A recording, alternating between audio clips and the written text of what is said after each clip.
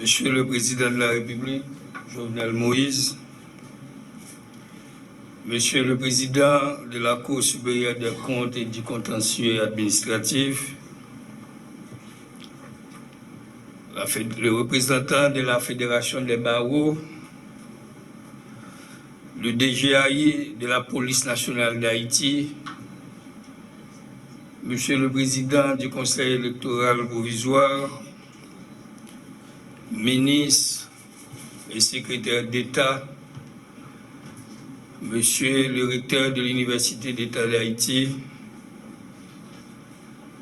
Monsieur les membres, Monsieur et Mesdames les membres du cabinet sortant, Monsieur et Mesdames les ministres du nouveau cabinet, Mesdames et Messieurs en vos rangs, titres, grades et qualités. Le moment est venu pour moi de consommer ma démission que j'ai présentée au Président de la République depuis le 22 juillet 2019. En ce moment particulier, j'exprime un profond sentiment de reconnaissance pour la confiance que le Président de la République m'a portée en m'ayant nommé Premier ministre. Je veux le remercier de m'avoir donné l'occasion de servir mon pays pendant 12 mois, dédié intégralement à la préservation et la défense des intérêts de l'État et du peuple haïtien. J'ai consacré mon énergie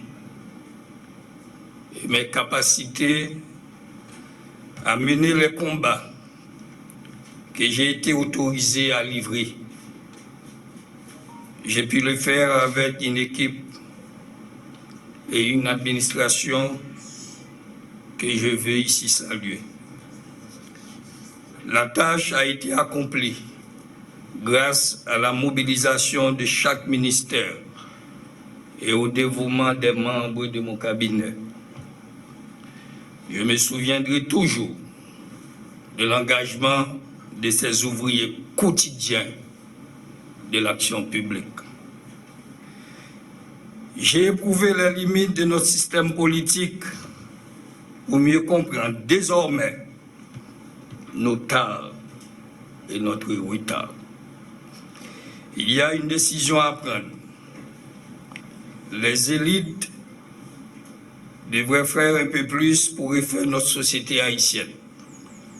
Les barricades sont trop nombreuses. Et pour les bousculer, une mise en commun est indispensable. Haïti vit des moments exceptionnels entre la pauvreté extrême et les dangers physiques pour les Haïtiens qui font cette terrible expérience des gangs armés. Les acteurs doivent changer de comportement pour éviter que le pays ne soit livré aux extrêmes. C'est pour cette raison que de nouveaux combats doivent cette fois nous conduire à un projet qui sert l'intérêt général. Monsieur le Premier ministre, j'éprouve un plaisir particulier dans ces devoirs que j'accomplis pour vous introduire dans vos nouvelles fonctions. L'histoire est une enseignante terrible. Il y a bientôt 12 mois, depuis que vous avez bien voulu accepter d'être avec moi dans un gouvernement spécial, j'ai éprouvé votre compétence et vos capacités dans l'exercice à la fois du ministère de l'Environnement et du ministère de l'Économie et des Finances. Nous avons su discuter d'un ensemble de points majeurs qui devraient constituer les politiques publiques que notre gouvernement se proposait d'appliquer. Des axes prioritaires ont été retenus dans la perspective des grandes réformes susceptibles d'initier la renaissance de notre pays.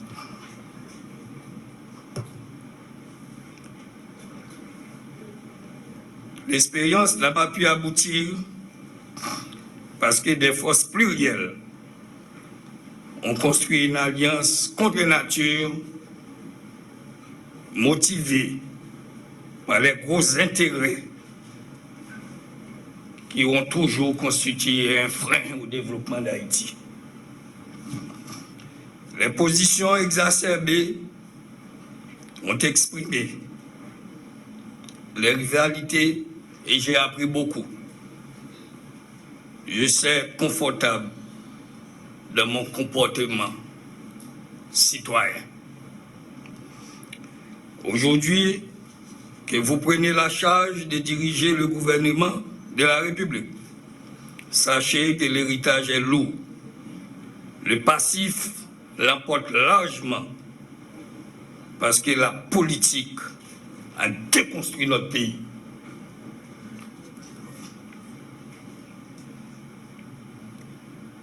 Les clercs ne sont pas libres et trop souvent, ils agissent pour les autres. Dans de pareilles conditions, les institutions sont malmenées, les règles bafouées, les lois violées et les résultats sont naturellement la pauvreté et ses corollaires. Je n'ai pas de compétences particulières pour les coups politiques. Cependant, ma longue carrière dans la fonction publique me donne une certaine idée de la chose publique, de mon pays, des femmes et des hommes qui le composent. J'en ai vu et j'en sais.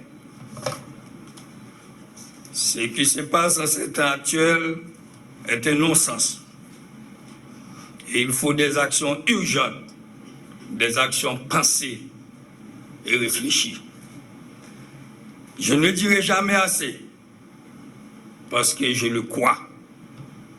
Les responsables au niveau de l'État doivent se mettre d'accord sur l'entreprise des réformes institutionnelles.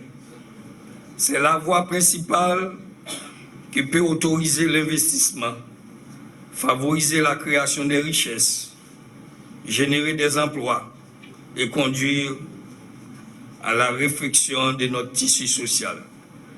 C'est à mon avis le levier indispensable à l'éclosion d'une nouvelle génération d'hommes et de femmes, cette nouvelle génération qui saura s'approprier de son pays pour le construire. Je vous invite à vous souvenir de ce que nous avons compris ensemble, que pour améliorer la gouvernance, il faut les lois en avant. Il ne faut pas hésiter d'aller chercher des compétences là où elles se trouvent, en gardant à leur place celles qui y sont déjà.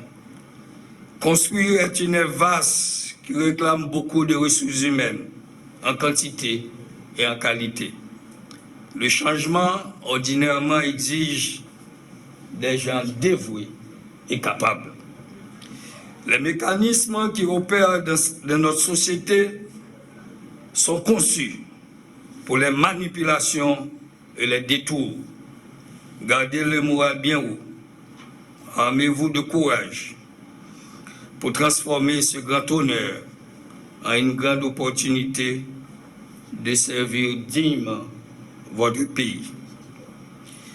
Je vous souhaite du succès dans votre nouvelle tâche. Je souhaite bon travail à tous les membres de votre gouvernement. Voilà aujourd'hui,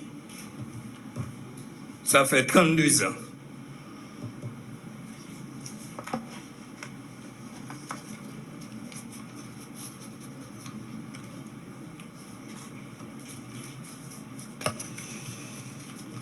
Depuis que j'avais choisi, Monsieur le Président,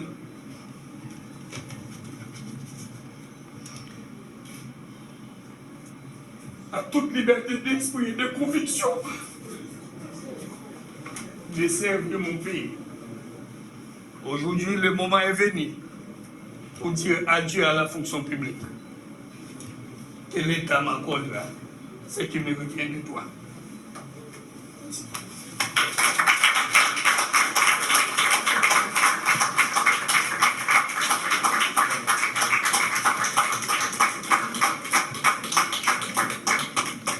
Merci, Monsieur le Premier ministre, qui certainement restera en ressources sûres dans les greniers de l'État.